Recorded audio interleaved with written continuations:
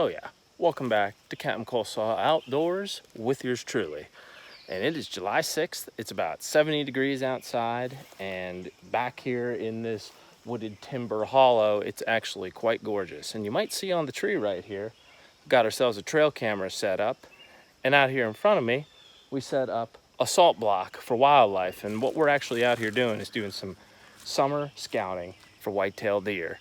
So on the first season of The Reason, we did a lot of archery hunting for you on the channel, and it kind of ended anticlimactically, if you will. So I kind of wanted to take a second to elaborate on what happened, why the deer hunting on the channel ended so abruptly, and then where we're picking up this fall. So if you remember last year, it was very hot. We had a lot of wind and some rainy conditions. It was just a really hard archery season. We did get some small bucks, and we passed on a couple legal bucks, and I missed one. But overall, last year was kind of a challenging season for more reasons than one. So for the fact of the matter is, this was a new set of areas I was hunting, not to make excuses, but I really had no idea where I was hunting deer. I had an idea of how to use the landscape and how to use the climate to predict deer movement, but we never really were where the deer exactly wanted to be, at least the big bucks. We did find some great sign. We were able to make some educated guesses, and that gave us an opportunity to get close, but we never did seal the deal for you here on a buck during archery season. So last year, that was one major factor that reduced our ability to get success. We had 2 chances at legal buck from the tree stand all year last year, so it wasn't exactly ideal in regards to filming opportunity to harvest a whitetail buck for you. We did get a doe. I actually harvested a second doe in archery, and then rifle season I really didn't hunt all that much because I was scouting for waterfowl. But at the end of the day, we have unfinished business during the Reason series here, trying to get a big mature whitetail buck on the ground. So I've actually set up 3 different cameras, 3 different locations, all of which I put salt blocks under for this summer part of their life history, when the bucks are actually really looking for nutrient levels to be increased so they can increase their antler growth. During the rut, the deer will hardly feed at all, especially the bucks. And we need to make sure that those deer have the proper nutrients to not only have big sized antlers, something worth hunting, but we also want to make sure that those deer are getting all the nutritional needs they need in order to survive a hard rut. So I set up 3 salt stations and cameras on all 3 of them. Later this summer, we will do a little camera reveal and make some target bucks, if you will. Pick some deer that we are specifically going to try to harvest. Some mature whitetail bucks. Some of these stands are going to be better doe stands than others. Some of them are going to be better buck stands than others. The fact of the matter is, I've hung 3 different cameras, 3 different locations, 3 different salt blocks, and we're gonna have to wait through summer in order to see which ones emerge as our best buck stands and our best doe stands. This stand in here, we're gonna hunt out of a saddle, which is a new setup, something else that I've done to try to get amped up for better whitetail opportunities. It's a little bit of a more mobile tree setup than a tree stand, which is kind of isolated and stuck in one location, and it's kind of bulky and loud to move in and out if you're trying to adjust to where the deer are going to be. This tree saddle setup is going to allow us to run and gun in and out, and we can hunt an area from multiple different trees in multiple different locations on any given day, depending on the wind, depending on where the deer are coming out that we observe. And that'll allow us to have a better chance to get closer to these animals each time we go out.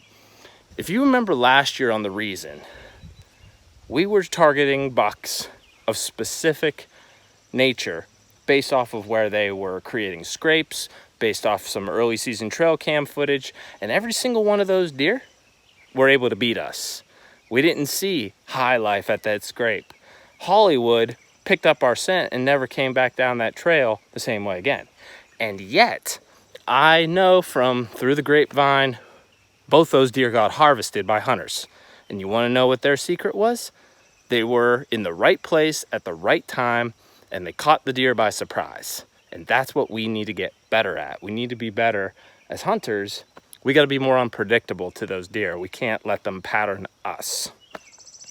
So we got 3 stands up, and we're gonna see how they emerge later this summer, and that's gonna give us a chance to hunt these stands later in the year. We'll go in on a rainy day and try to get those trail cameras with the cards, SD cards out of them. We'll switch them out. That way the scent of us gets washed away with the rain. And then we will try to see if we have any potential to harvest a big buck this fall.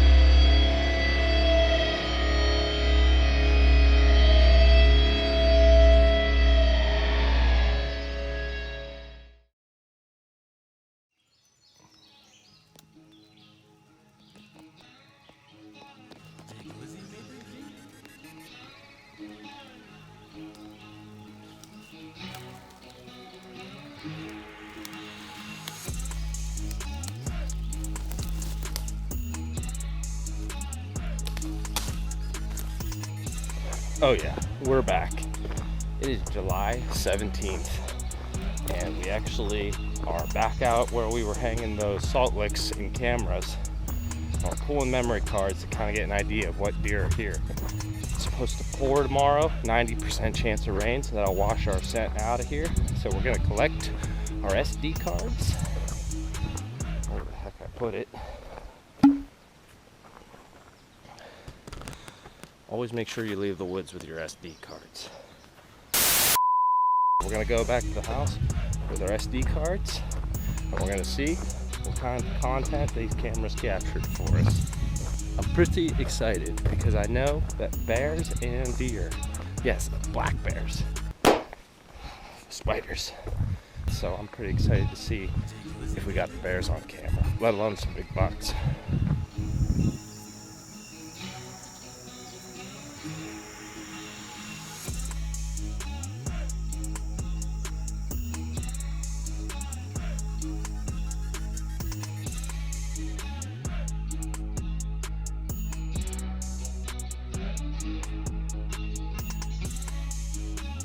Oh yeah, welcome back to my living room, actually.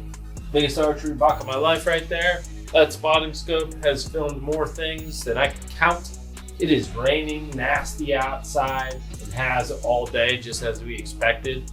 So our scent should be completely washed from our different salt licks, and we should be able to get more content on top of the photos that we're gonna look at today. I wanna start by giving you kind of a rundown of the 3 salt camera setups that we put and where we put them, because they're all in very different areas over a very large territory. So I want you to kind of understand why we put them where we did. The first salt lick, and the one you saw me walking out of just a bit ago, is actually very close to my house, but it's on a creek bottom, which fingers out of a larger valley food plot on an adjacent landowner's property. Stand 2 is very similar to other places you've seen hunt on the channel. It's a bedding zone, and it's a very thick creek bottom, but this is up on the slope of that creek bottom that runs about 2 miles and is really heavily forested, But on the high points, all the way around the creek bottom, it's all ag fields, hay fields, corn, that kind of thing. And then the third stand is actually a very unique setup. It's in an open forest woodland meadow. It has ferns, it has fallen timber, it has forage plants, and it sits up high next to a Christmas tree farm, which provides food and bedding. And then to the west, there are hay fields down below it that provide a lot of structure for food in the summer for these deer. But the thing about this is it's actually really close to houses where the deer are actually feeling very safe due to the concentration of hunters in this general area. So what I want to do is I want to go one camera at a time, one spot at a time, and kind of tell you and show you how the deer are using the property during the summer months and how that is going to contrast to the fall winter months. I've already filtered through all of these videos, and what you find is some pretty crazy stuff. So we're going to start with the stand that's right back here on the wooded finger between a food plot meadow and cropland. What we're seeing here, based off of the pictures that I saved to kind of show you guys, there's hardly anything going on buck activity through here. Couple little spikes, couple does with fawns, but most of the deer that we see coming through here are just traveling. So this might be a decent spot for later in the year as a rut spot, because these deer actually run right past the salt I put up. They have no desire to even feed on it. However, this is definitely a wildlife travel corridor, because I got one creature on here that we have not had on the channel yet, but is kind of like the epitome of a big-time wanderer through the wilderness of Pennsylvania, and one of the hardest animals to actually catch a glimpse of. It's the American black bear. So I got this bear that, you know, he kind of wandered through the camera and you see his butt, and I was just kind of like, oh, crud. But then he gets right up in the camera and he is investigating it. Bears have one of the most unbelievable senses of smell of any animal. They can smell the oils in your camera. They have like a sweet flavor, and bears crave oily, fatty foods for their hibernation weight that they have to put on before winter hits. Now, they realize that they can't eat plastic, but they do almost always find your cameras in the area if there are bears.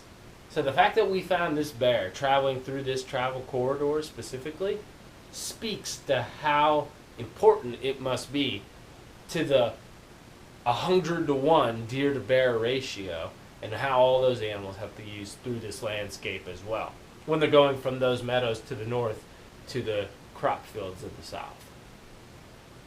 Now, our second creek funnel property, it's a much bigger version of what we have going on here behind the house.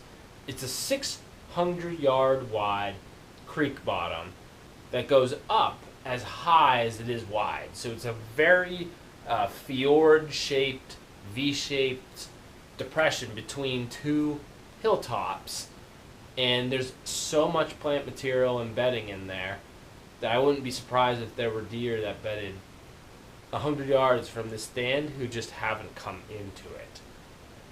We see a lot of does, we see some does with fawns, and we do have one buck who, when I first went in here to put this stand up, I actually bumped him out, and he came back the very next day, the day after I hung it, hung the salt, to see what was going on. He got my scent. You can see he's being a little bit wary of the salt, not because it doesn't smell tantalizing, but he also smells me. He disappears for about a week, and then he shows back up with some does who are much more skittish and much more of an indicator to be confident than a deer running solo. So he ended up coming back, but he's the only buck in here right now. Now, the one thing that I like about this spot is we're seeing deer move along a trail naturally. This isn't pulling them off a normal travel corridor to this kind of irregular spot where there's a salt lick. This is where they want to move anyway. And during the rut, the deer are going to move up and down this bedding area, and they're going to use trails like this one in order to try to find does. Well, I know that does are going to be bedding above us and below us when the rut hits. So this is going to be a really solid spot during that time of year to see rutting activity. But this last stand, our property, this stand, because of its security from all the other areas around it, which are going to have hunting pressure, like the Christmas tree farm and the hay fields, these deer are stacked in this area. And there's buck, a lot of them.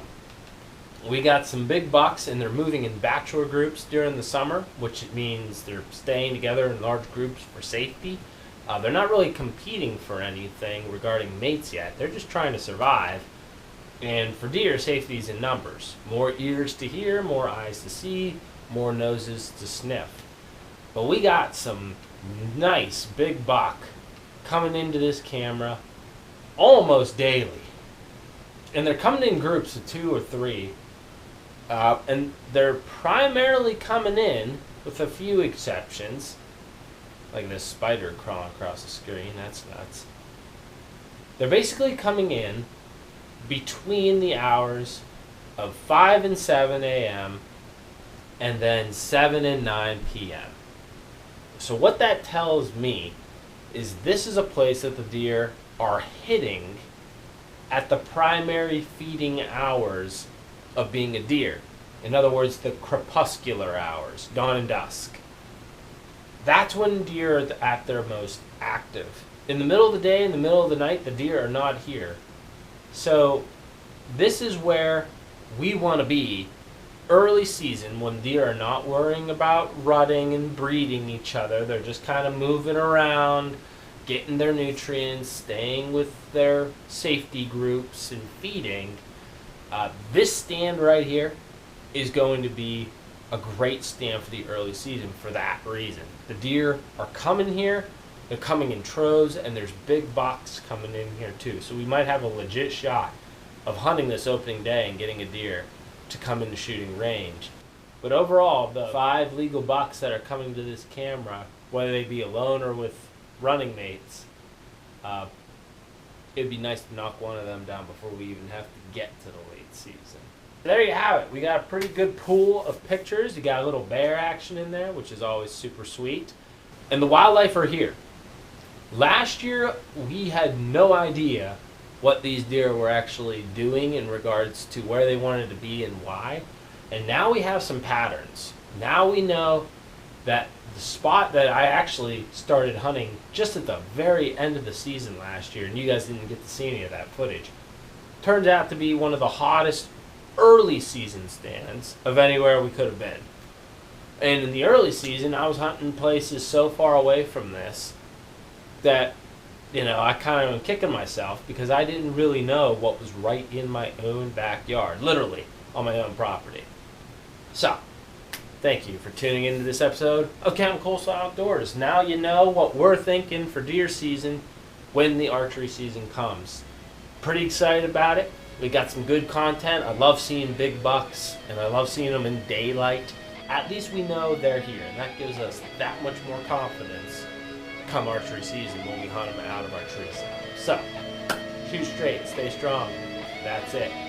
I'll see you on the next one. Maybe more so than any other hunting season in Pennsylvania, archery hunting for whitetail deer has the highest highs and the lowest lows. But one thing that archery season provides is the ability to take away some sort of knowledge from every season. And taking the things that you struggled with and learning how to be better in those fields is going to make you better the following season, whether you know it or not. There's always some way to make yourself better. And with footage of big bucks and some new tools and strategies this year, we'll be ready.